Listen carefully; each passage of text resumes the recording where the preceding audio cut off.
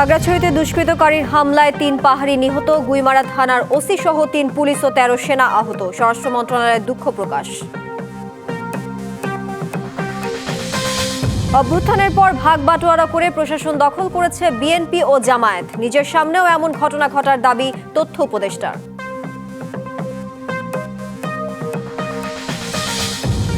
ভবিষ্যৎ নেই জেনেই নতুন নতুন শর্ত এনে নির্বাচন প্রলম্বিত করতে চায় বিশেষ মহল, ভোট প্রশ্নবিদ্ধ করতে চায় মুক্তিযুদ্ধ বিরোধী শক্তি।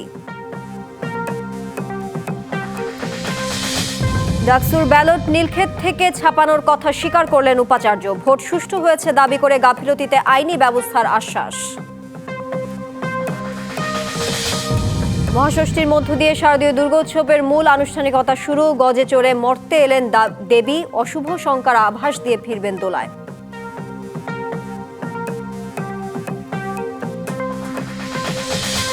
এবং এশিয়া কাপের শ্রেষ্ঠত্বের লড়াইয়ে টস জিতে পাকিস্তানের বিপক্ষে ফিল্ডিংয়ে ভারত, সূর্যকুমারদের একাদশে ৩ পরিবর্তন।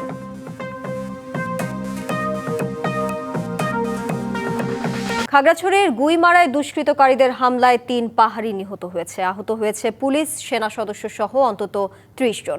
পুড়িয়ে দেওয়া হয়েছে কয়েকটি সরকারি দপ্তর, বেশ কয়েকটি দোকান ও বসতবাড়ি। সহিংস পরিস্থিতির পেছনে তৃতীয় পক্ষের ইন্ধন রয়েছে বলে মনে করেন পার্বত্য চট্টগ্রাম বিষয়ক উপদেষ্টা।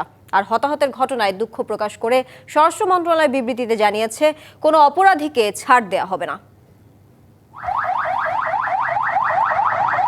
খাগড়াছড়িতে পাহাড়ি কিশোরীকে দল বেঁধে ধর্ষণ ও অবরোধ কর্মসূচিকে কেন্দ্র করে সহিংস পরিস্থিতি মোকাবেলায় শনিবার থেকে গুইমারা ও সদর উপজেলায় জারি রয়েছে অনির্দিষ্ট সময়ের ১৪৪ ধারা। বিধিনিষেধের মধ্যেই রবিবার সকাল থেকে জুম্মত ছাত্র জনতার অবরোধের কারণে শহরতলিতে সব ধরনের যান চলাচল বন্ধ রয়েছে।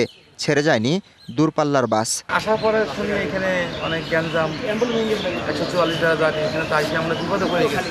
এমন অবস্থায় আছি, যেতে দিচ্ছে না আমাদেরকে। ঢাকা থেকে আইছি, দেখি এই অবস্থা, এখন মনে করেন যেতে পারলে বাঁচি। বেলা ১১টার দিকে গুইমারা উপজেলা খাদ্য গুদামের সামনে অবস্থান নেয় বিক্ষুব্ধরা। গাছের গুড়ি ও টায়ারে আগুন জ্বালিয়ে সড়ক অবরোধ করা হয়। আইনশৃঙ্খলা বাহিনীর সদস্যরা ঘটনাস্থলে গেলে শুরু হয় ইট পাটকেল নিক্ষেপ। সেখানে একজন সেনা কর্মকর্তা আহত হলে পাহাড়ি ও বাঙালিদের মধ্যে শুরু হয় সংঘর্ষ। এ সময় পাহাড় থেকে এলোপাতাড়ি গুলি চালানোর অভিযোগও করে পুলিশ। সংঘর্ষের সময় গুইমারায় কয়েকটি সরকারি দপ্তর এবং রামছু বাজারে বেশ কয়েকটি দোকানপাট ও বসতবাড়িতে আগুন দেয় দুর্বৃত্তরা। সহিংসতার ঘটনায় ৩ পাহাড়ির মৃত্যুর খবর নিশ্চিত করেছে স্বরাষ্ট্র মন্ত্রণালয়। এছাড়া গুইমারা থানার ভারপ্রাপ্ত কর্মকর্তা সহ ৩ পুলিশ সদস্য, সেনাবাহিনীর মেজর সহ ১৩ সদস্য, সাংবাদিক এবং সাধারণ মানুষ আহত হয়েছে। অস্থিতিশীল এই পরিস্থিতিতে আইনশৃঙ্খলা বাহিনীর সাথে মতবিনিময় করেন পার্বত্য চট্টগ্রাম বিষয়ক উপদেষ্টা সুপ্রদীপ চাকমা। এই ঘটনায় তৃতীয় পক্ষের ইন্ধন দেখছেন তিনি। বহু ছেলে মেয়ে এখানে এসেছে, আমরা তাদেরকে চিনি না। Someone must be financing them. কারণ যেই ছেলে তার বয়স, আমি বলতেছি ১৬ বছর, ১৭ বছর, ১৮ বছর, ইভেন ২০ বছর, তার কি এই ক্যাপাসিটি আছে যে ফার্মসুরি অথবা দিঘিনালা থেকে নিজের পয়সা খরচ করে দেশম্যান দেখানোর মতো? আমি মনে করি না। সুতরাং এখানে কেউ না কেউ ইন্ধন দিচ্ছে। এদিকে হতাহতের ঘটনায় গভীর দুঃখ প্রকাশ করে স্বরাষ্ট্র মন্ত্রণালয়ের বিবৃতিতে বলা হয়েছে, কোনো অপরাধীকে ছাড় দেয়া হবে না। DBC news desk. ফেব্রুয়ারিতে ত্রয়োদশ জাতীয় সংসদ নির্বাচন। সারা দেশ প্রস্তুত হচ্ছে একটি অবাধ, সুষ্ঠু ও গ্রহণযোগ্য নির্বাচনের জন্য। কি ভাবছে সাধারণ মানুষ থেকে শুরু করে আগামীর জনপ্রতিনিধিরা, সে কথা জানাতে ডিবিসি নিউজের ইলেকশন এক্সপ্রেস ছুটে যাচ্ছে সব সংসদীয় আসনে। আজ আছে সারাদিন সংসদীয় আসন ২৮ কুড়িগ্রাম ৪-এ। স্বাগত সিএসআরএম ডিবিসি ইলেকশন এক্সপ্রেস। আজ সারাদিন ছিল সংসদীয় আসন ২৮ কুড়িগ্রাম ৪। এই মুহূর্তে আমাদের সঙ্গে উপস্থিত রয়েছেন উপজেলা বিএনপির আহ্বায়ক বীর মুক্তিযোদ্ধা আব্দুল বারী সরকার। তিনি মহান মুক্তিযুদ্ধে অবদান রেখেছেন। এবার তিনি সংসদ নির্বাচনে মনোনয়ন প্রার্থী। তো তিনি এইবার মনোনয়ন প্রার্থী সংসদে নির্বাচিত হলে তিনি যেহেতু যুদ্ধের সময় দেশের মানুষের জন্য কাজ করেছেন এবং তার নির্বাচনী এলাকার মানুষের জন্য কি করবেন সেটি জানতে চাই। যে আপনি যদি নির্বাচিত হন সেই ক্ষেত্রে আপনার মানুষের জন্য কি করবেন, সাধারণ মানুষের জন্য? ধন্যবাদ ডিবিসি ইলেকশন এক্সপ্রেসকে এবং সেই সাথে স্বাগত জানাচ্ছি রৌমারী, রাজীবপুর, চিনমারির বিশাল জনগোষ্ঠী এবং এই অনুষ্ঠান পৃথিবীর যেখানে যে অবস্থায় থেকে শুনতে পারছেন তাদেরকে স্বাগত জানাচ্ছি। আমি যে কথাটি বলতে চাচ্ছি সেটা হচ্ছে, আমি বাংলাদেশ জাতীয়তাবাদী দল করি। দলের জন্মলগ্ন থেকে আমি এই দলের সাথে সম্পৃক্ত রয়ে গেছি। মুক্তিযুদ্ধে রৌমারী, চিরমারী, রাজীবপুর রণাঙ্গনে আমার অবদান রয়ে গেছে। আর সেইখানে সেই দেশপ্রেম থেকে আমি শহীদ জিয়ার আদর্শে 19 দফা কর্মসূচিকে বাস্তবায়নের জন্য তখন থেকে ধারাবাহিকভাবে রাজনীতি করে আসতেছি। এখন এই রৌমারীকে ঘিরে বিগত দিনে আমাদের রৌমারীকে ঘিরে, রাজীবপুর, রৌমারী এবং চিরমারীকে ঘিরে অনেক ঐতিহ্য থাকার পরেও, অনেক সুবিধা থাকার পরেও আমাদের উল্লেখযোগ্য কিছু অগ্রগতি হয়নি। যেমন চিলমারী নদীবন্দর, উত্তর অঞ্চলের উত্তর জনপদের জন্য চিলমারী নদীবন্দর একটি ঐতিহাসিক ভূমিকা পালন করে আসছে।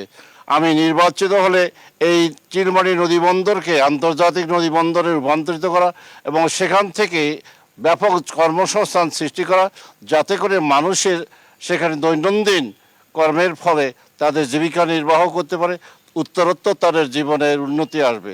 পক্ষান্তরে রৌমারী একটি অবহেলিত এবং জন অধ্যুষিত এলাকা, উল্লেখযোগ্য অগ্রগতি সেখানে হয়নি। আমি রৌমারীকে বলতে চাই এটা জিয়ানগর। যেহেতু জিয়াউর রহমান সেই রৌমারী থেকে যুদ্ধ করেছে, কাজেই আজও রৌমারীর মানুষ জিয়াউর রহমানের সেই গুণকীর্তন, জিয়াউর রহমানের সেই দেশপ্রেম নিয়ে আজই উজ্জীবিত। আমার বিশ্বাস 19 দফা কর্মসূচির মাধ্যমে রৌমারীর যেমন উন্নয়ন হয়েছে এবং আগামী দিনে বেগম খালেদা জিয়া এবং তারুণ্যের অহংকার বেগম তারেক রহমানের 31 দফা বাস্তবায়নের মধ্য দিয়ে আমাদের এই রৌমারীর উন্নয়ন ঘটবে। উল্লেখযোগ্য দিক হচ্ছে চিলমারী এবং রৌমারী এর মাঝখান থেকে একটা ব্রহ্মপুত্র নদ রয়ে গেছে, যে নদটির কারণে আমাদের সম্পর্কের অতীত ঐতিহ্য থাকলেও এই নদী ভাঙনের কারণে আমাদের বরাবরই দুঃখ দুর্দশা এবং আমাদের সম্পর্কের ফাটল চির ধরে। কাজেই আমি নির্বাচিত নদী শাসনের মাধ্যমে আমাদের পূর্ব পশ্চিমের সেই নদী প্রস্থের সেই দূরত্বকে কমিয়ে নিয়ে আসে, সেই যমুনা ব্রিজের আদলে আরেকটি ব্রিজ এখানে স্থাপন করে ঢাকার সঙ্গে এবং উত্তর জনপদের বিভিন্ন এলাকার সঙ্গে একটা যুগান্তকারী যোগাযোগ ব্যবস্থা সৃষ্টি হবে। শুধু তাই নয়, ঢাকার সঙ্গে আমাদের রৌমারী রেলপথ নেই, সেই রেলপথ হবে। বিশেষত রৌমারীতে উচ্চ শিক্ষা প্রতিষ্ঠান নেই। শহীদ রাষ্ট্রপতি জিয়াউর রহমান যার ভিত্তি স্তর স্থাপনের মধ্য দিয়ে রৌমারী ডিগ্রি কলেজ প্রতিষ্ঠিত হয়েছে এবং আগামী দিনে আমরা বিএনপি এবং এই এলাকায় আমি প্রতিনিধিত্ব হওয়ার যোগ্যতা অর্জন করলে, জনগণের রায় পেলে আমি সেই রৌমারীতেই একটি জিয়া বিশ্ববিদ্যালয়, বিজ্ঞান ভিত্তিক একটি তত্ত্ব বিশ্ববিদ্যালয় এখানে স্থাপন করব। পাশাপাশি মানুষের স্বাস্থ্য সেবার কথা উল্লেখ করতে হয়, কারণ এলাকার মানুষ যদি অসুস্থ হয়ে যায়, সেই ঢাকা শহর এবং সেই পাড়ের চিলমারীর মানুষকে রংপুর পর্যন্ত যেতে হয়। দেখতে দেখতেই সেখানে দেখা যায় রোগীর অকালেই মৃত্যুবরণ করে, চিকিৎসার সুবিধা থেকে বঞ্চিত। কাজেই আধুনিক একটি হাসপাতাল রৌমারীতে স্থাপনের মধ্য দিয়ে আমরা সে এলাকার মানুষের যেমনিভাবে শিক্ষা অমনিভাবে স্বাস্থ্যের অবস্থার পরিবর্তন আমরা ঘটাতে পারি। পাশাপাশি যোগাযোগ ব্যবস্থার দিক থেকে শহীদ রাষ্ট্রপতি জিয়াউর রহমান 1981 সনের মার্চের 17 তারিখে রৌমারীতে এসেছিলেন। তিনি বলে গেছিলেন যে আমি আবার আসবো রৌমারীতে, উত্তর দক্ষিণ পূর্ব পশ্চিমের যোগাযোগ ব্যবস্থা উন্নত করা হবে। ধন্যবাদ আপনাকে। শুনছিলেন যে এখানে যে উপজেলা বিএনপির আহ্বায়ক রয়েছেন, তিনি নির্বাচিত হলে যে অসমাপ্ত কাজগুলো রয়েছে সেগুলো করবেন। ডিবিসি CSRM ইলেকশন এক্সপ্রেস এই ছিল আজকের মতো। আগামীকাল সংসদীয় আসন 29 গাইবান্ধা একই থাকবো আমরা। ততক্ষণ পর্যন্ত আমাদের সঙ্গেই থাকুন। বাংলাদেশ থেকে পবিত্র হজ পালনের খরচ কিছুটা কমানোর ঘোষণা দিয়েছে ধর্ম মন্ত্রণালয়। আগামী বছর সরকারিভাবে হজের সর্বনিম্ন প্যাকেজের মূল্য ধরা হয়েছে 4,67,000 টাকা। উড়োজাহাজ ভাড়াও আগের চেয়ে প্রায় 13,000 টাকা কমছে। সালে পবিত্র হজ পালনের ইচ্ছুক ব্যক্তিদের প্রাথমিকভাবে 3.5 লাখ টাকা জমা দিয়ে হজের প্রাথমিক নিবন্ধন শুরু হয় 27 জুলাই থেকে। সৌদি সরকারের রোডম্যাপ অনুযায়ী 12 অক্টোবরের মধ্যে হজের চূড়ান্ত নিবন্ধন সম্পন্ন করার বাধ্যবাধকতা রয়েছে। এর পূর্বে যত প্যাকেজ ঘোষণা করেছি কোরবানির টাকা আমরা অন্তর্ভুক্ত করি নাই। এবার তারা বাধ্য আমাদেরকে ম্যান্ডেটরি করেছে যে কোরবানি বা দমে শুকরের টাকা সৌদি প্যাকেজের ভিতরে ঢুকিয়ে দিতে হবে। সিদ্ধান্ত নিয়েছি সিভিল সার্জন অথবা গভর্নমেন্ট অ্যাপ্রুভড হসপিটালের ডাক্তারের সনদ ছাড়া আমরা কাউকে হজে অ্যালাউ করব না। বিকেলে সচিবালয়ে সংশ্লিষ্টদের সাথে বৈঠক শেষে সৌদি পর্বের ব্যয়ের হিসাব ও উড়োজাহাজ ভাড়া নির্ধারণ করে আগামী বছরের জন্য হজ পালনের হজ প্যাকেজ ঘোষণা করেন ধর্ম উপদেষ্টা। যেখানে সরকারি ব্যবস্থাপনায় বিশেষ প্যাকেজ 1 খরচ নির্ধারণ করা হয়েছে 6,90,597 টাকা, প্যাকেজ 2 5,58,881 টাকা, প্যাকেজ 3 খরচ ধরা হয়েছে 4,67,167 টাকা, আর বেসরকারি মাধ্যমের সাধারণ হজ প্যাকেজের খরচ ধরা হয়েছে 5,09,185 টাকা। এবছর হজ যাত্রী প্রতি বিমান ভাড়া 12,990 টাকা কম। এছাড়া বেসামরিক বিমান পরিবহন ও পর্যটন মন্ত্রণালয় থেকে হ্রাসকৃত ভাড়া আরো কমানোর বিষয়ে তৎপরতা চলমান রয়েছে। গত বছর ছিল স্বাস্থ্য বীমা 21 রিয়াল, এবছর তারা করেছে 150 রিয়াল, ফলে ওই পর্বে খরচ বৃদ্ধি পেয়েছে। আগামী বছর সরকারি ও বেসরকারি ব্যবস্থাপনায় মোট 1,27,198 জন বাংলাদেশি হজ পালনের সুযোগ পাবেন। শাহ ইমন, ডিবিসি নিউজ, ঢাকা। ডিবিসি সংবাদে এই ছিল এখনকার মতো। ডিবিসি নিউজের সংবাদগুলো পড়তে ভিজিট করুন dbcnews.tv আর ভিজিট করুন ডিবিসি নিউজের ফেসবুক পেজ এবং ইউটিউব চ্যানেল। ডিবিসির সঙ্গে থাকুন।